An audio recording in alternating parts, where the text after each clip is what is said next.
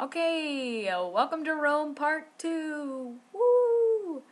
Alright, so I left off talking about the papal audience and the Pope blessing, and that's also really awesome.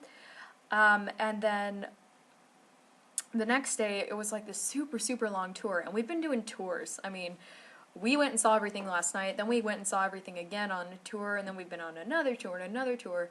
And I mean, God bless the university and our tour guides because we did learn a lot. We did get to learn a lot from all these tours.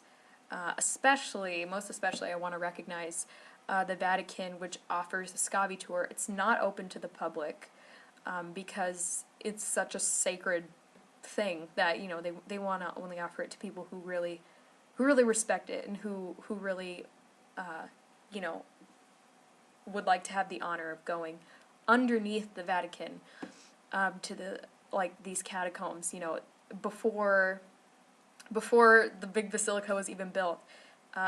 It was a place for people to bury their dead. Even there's pagan temples underneath the Vatican. Like, it's just nuts to think about. And then way beneath is St. Peter's actual bones. St. Peter's bones, ladies and gentlemen. Oh my gosh, below the Vatican. What's amazing is that no matter how many churches they've built, because, I mean, they just build on top. Each generation builds on top of the remains of the last generation.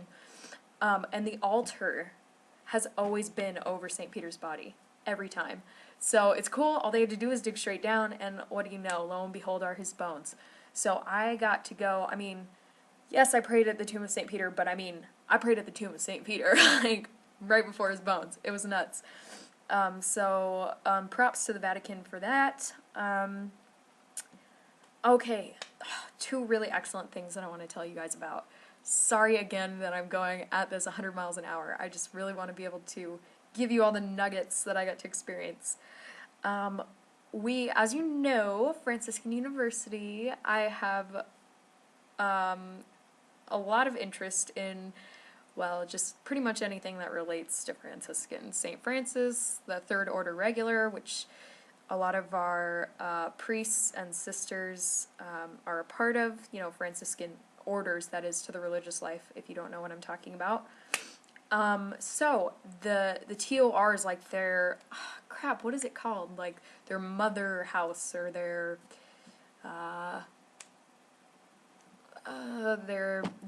bat cave, if you will, the bat cave of the TORs in Rome, at St. Cosmos and Damian Basilica, which is just so cool. And if you take a look at this picture,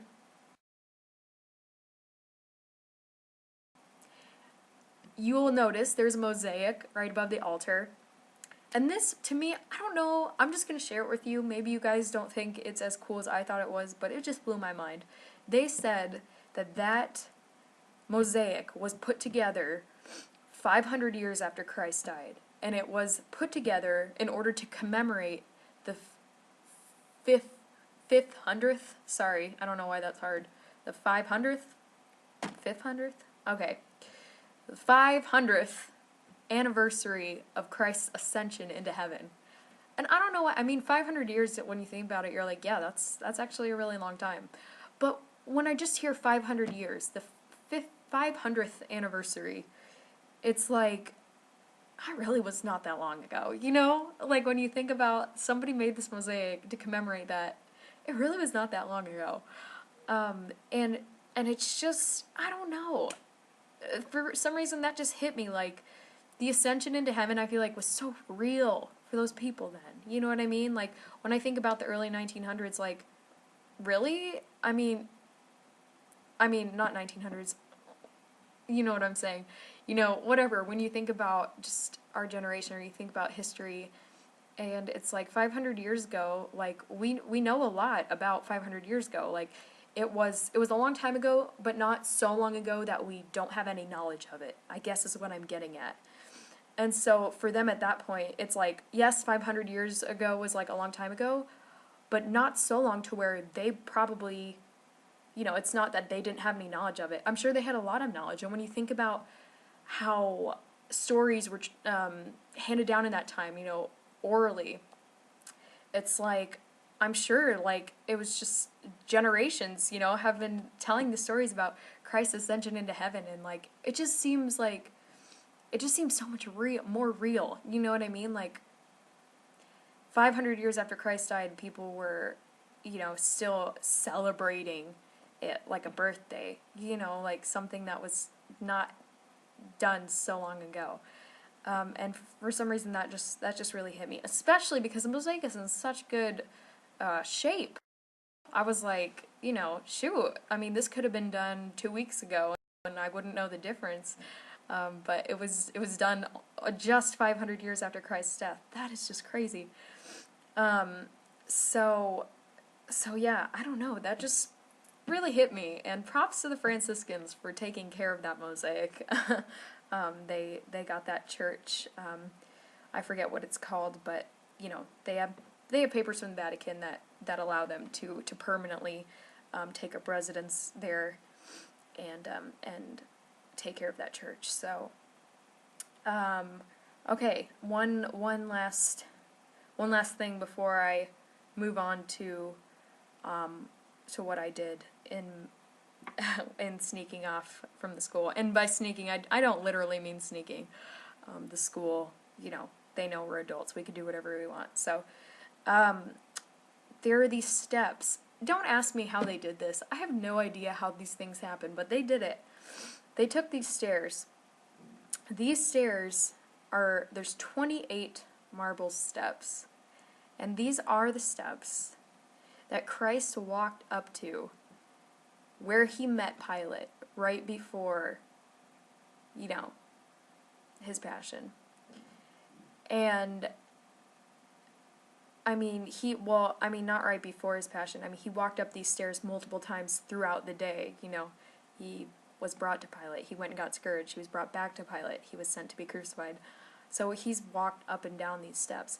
And I think I'm you know, history majors or anybody who's taken history of the Catholic Church, correct me if I'm wrong, but I believe they said Constantine's mother, Saint Helen, had the stairs moved to Rome, so pilgrims, you know, could venerate them. And so on Ash Wednesday, we got to go to these steps. There are planks of wood on top of them to protect the marble because so many people come to these steps on pilgrimage. But the cool thing is, where Christ's blood fell on these stairs, you know, just from open wounds or whatever, they have like these like glass circles it's wood, but then there's like these little glass windows on different parts of the wood that allow you to see the blood stained on the marble. That's Christ's blood. Isn't that just nuts? Okay, so anyways, these steps are thousands of years old. I had the privilege of ascending them on my knees on Ash Wednesday. And it was just, wow, what a way to start Lent. I said a Divine Mercy chaplet on my way up, and I'm pretty sure I had, you know, whatever. I had like a splinter or two, but I mean, wow. And as you're going up these 28 steps on your knees, there's like a big crucifix just at the top, and it's just like, to me, that is just like victory. I don't know, you know, because Christ, when that happened, when he died, so many Old Testament prophecies were fulfilled.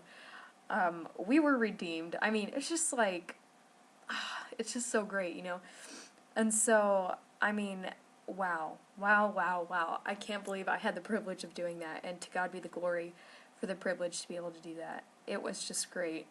So all of you were in my prayers as I got to ascend those stairs that Christ himself ascended. So it was a really profound experience. That was probably, aside from seeing the manger and reciting my household covenant in front of the manger, because for those of you who don't know, have a devotion to the child Jesus, or the baby Jesus, I guess you could say. That was the most profound thing I got to do, was ascending those stairs. So, now, that's the end of the video, but, like I said, I wanted to tell you about sneaking off from the university. So, for those of you who don't know, there is a little saint She was 11 years old, or actually I think she had just turned 12 when she died. She was brutally murdered. Um, she is from a little town off the coast of Italy, and they fished and did those type of things. You know, they lived on a little farm. And they had this family friend, Alessandro, who helped out the family from time to time. And he kind of took a liking to Maria Goretti. And one day she was at the house by herself, and he tried to rape her, and she was just not having it. She didn't want him to commit that sin. She didn't want to lose her purity, and so she wouldn't let him. She fought him off, and he became so enraged that he stabbed her 12 times. And even as he was stabbing her, she was saying, "I forgive you, I forgive you." Now this little saint is in a town called Nettuno. And so my big sister Kelsey, in household that is her confirmation saint. And so she really wanted to go see her. And I said, absolutely, this woman, oh my gosh, I've asked for her intercession so many times because she is just such a great example of purity. And so in the middle of one of the tours, Kelsey and I, when I say snuck off, I mean, it wasn't really sneaking. They could care less if we left. We went to the train station, bought a train ticket to Nettuno to go see the body of little Maria Goretti. So, my next video is going to be on my trip to Nettuno, so feel free to stay tuned, and after Nettuno, I will finally tell you about my pilgrimage to Assisi. God bless.